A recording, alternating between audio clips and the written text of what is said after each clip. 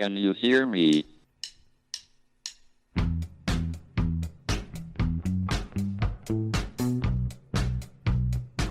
Houston, we have a problem. It's one small step for man, Now I am become death, one giant leap for mankind.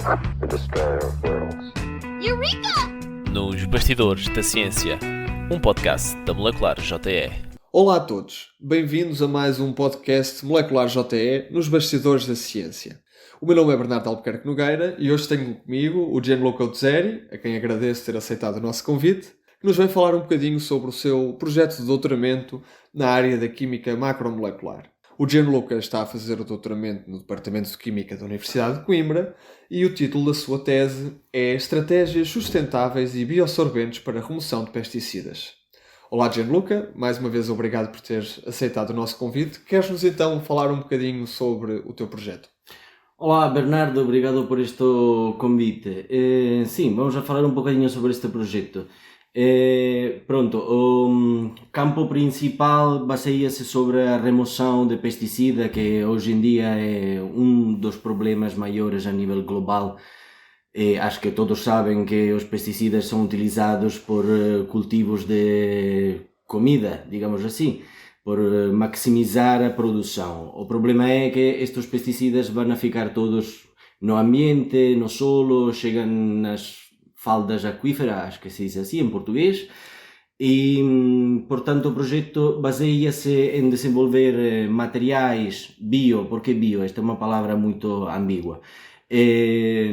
No meu projeto eu utilizo sobretudo polissacáridos e bioplásticos. Inicialmente começamos por tentar utilizando bioplástico que é o ácido polilático, mas pronto, o ácido polilático também tem um custo de produção que é muito elevado e isto é muito importante quando nós pensamos num projeto com um baixo perfil de custo, sobretudo se queremos fazer depois pensar numa aplicação a nível industrial. Portanto, depois viramos na utilização de ciclodestrinas. Okay.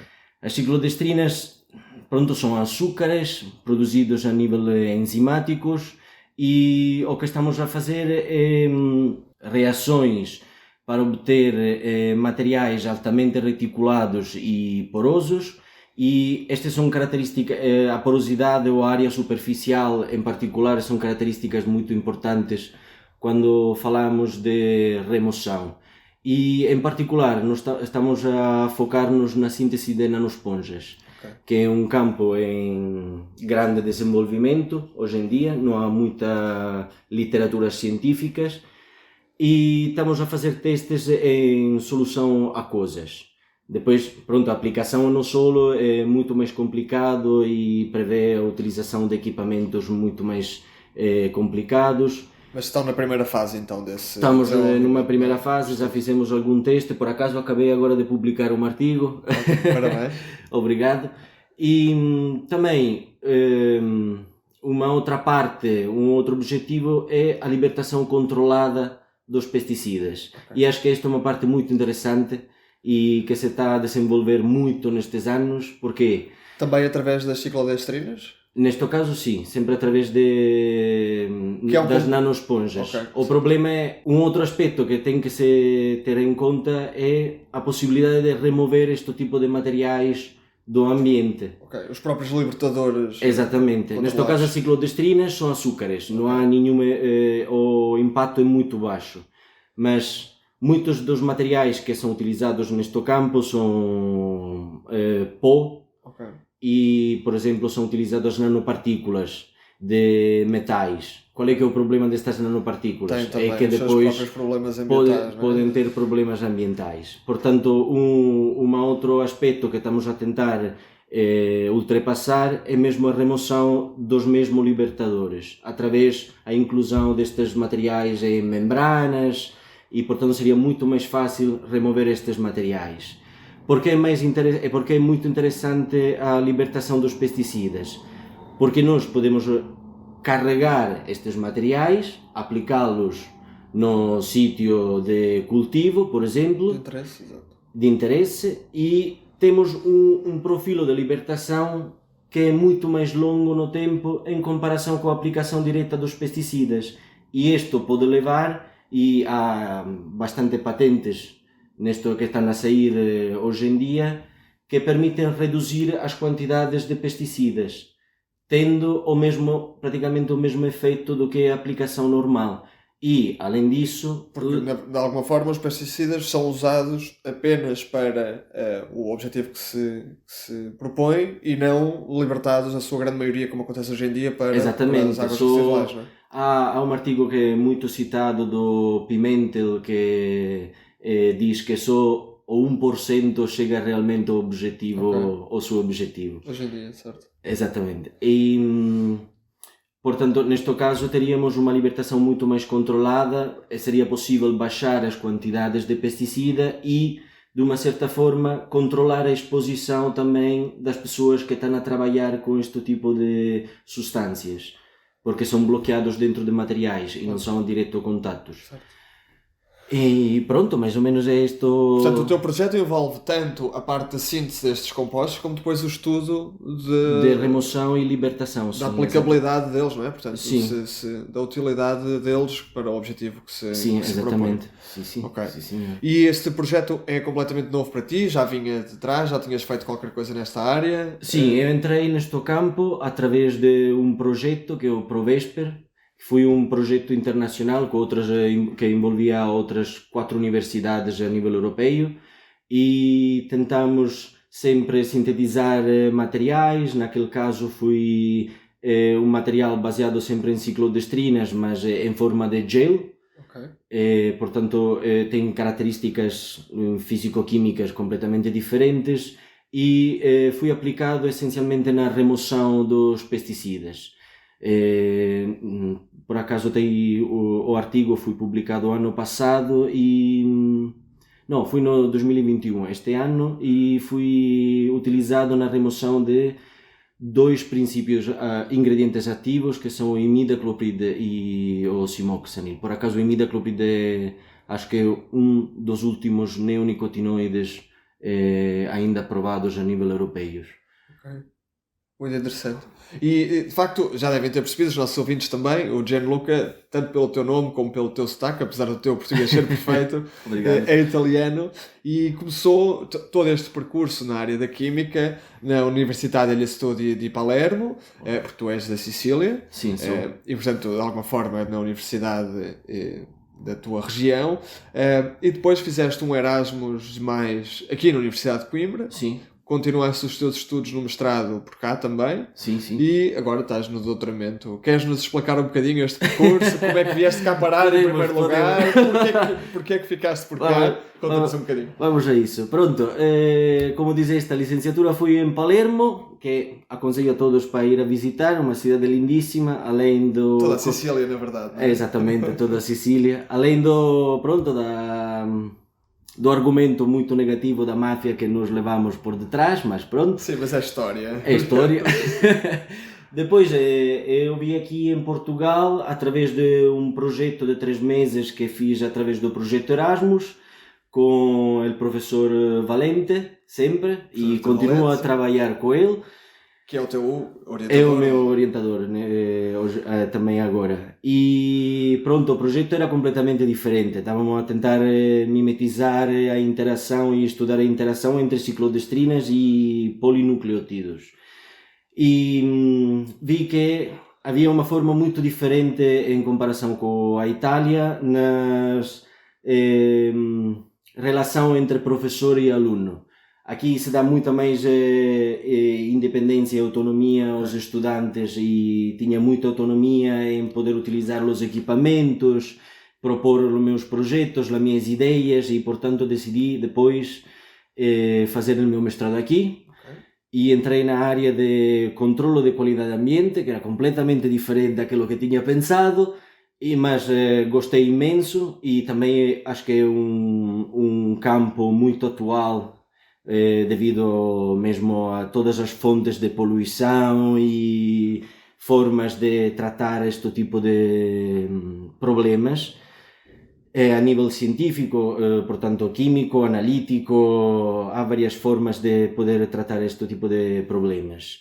Depois, continuei por aqui através de bolsas, como disse antes, el Provesper, sempre no mesmo campo, e entrei no campo dos pesticidas e fiquei completamente entusiasmado e continuei, propus o meu projeto de doutoramento no campo de remoção dos pesticidas.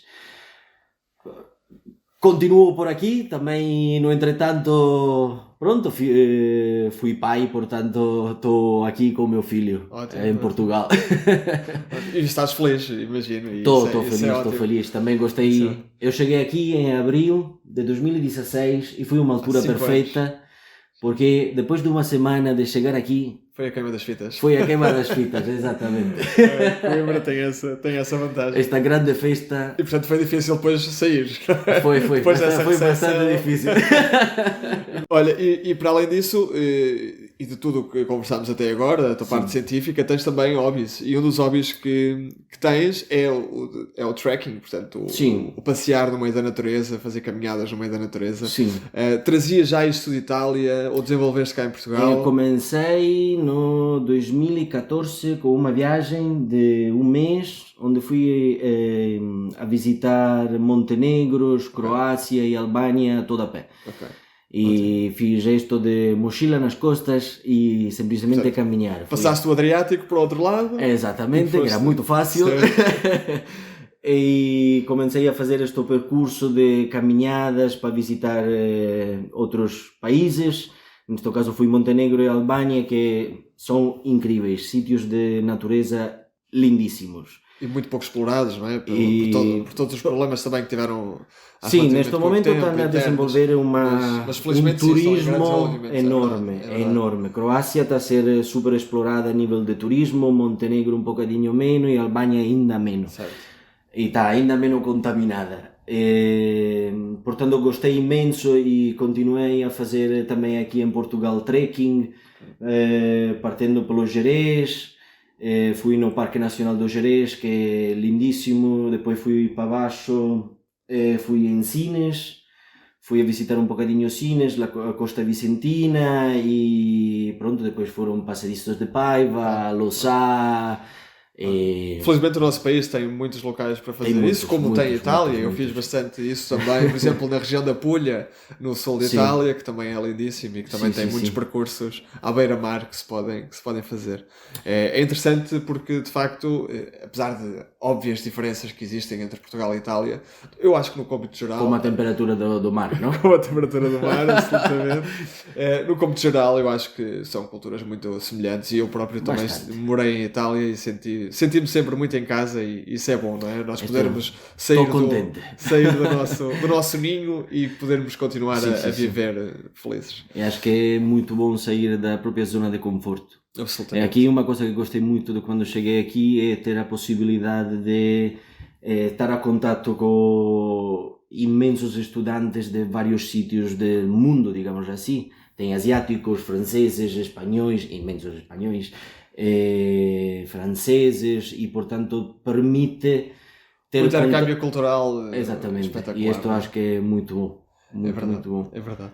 Olha, agradeço-te mais uma vez por teres aceitado o nosso convite e por teres falado um bocadinho connosco. Antes de Agradeço. fecharmos, eu vou só fazer a nossa sugestão literária habitual e hoje, nem de propósito, trago um livro de Carlo Rovelli, que é um físico teórico italiano, de Verona, e o livro que trago do Carlo Rovelli tem o título Anaximandro de Mileto, ou O Nascimento do Pensamento Científico, e fala, agora de uma forma muito resumida, sobre a história de Anaximandro, que é uma figura central da Grécia Antiga, mas muito pouco conhecido nos dias que correm.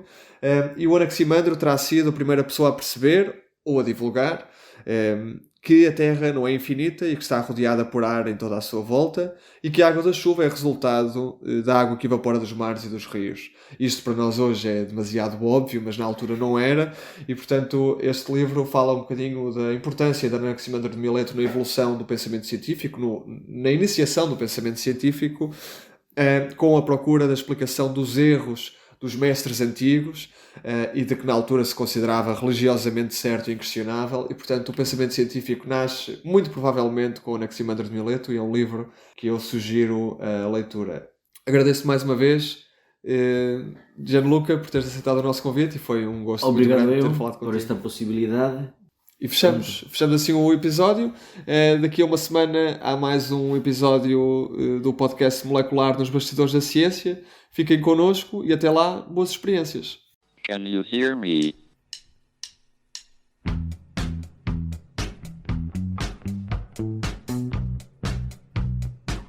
Houston, we have a problem. It's one small step for man, Now I am become death, one giant leap for mankind. the destroyer of worlds. Nos Bastidores da Ciência, um podcast da Molecular JE.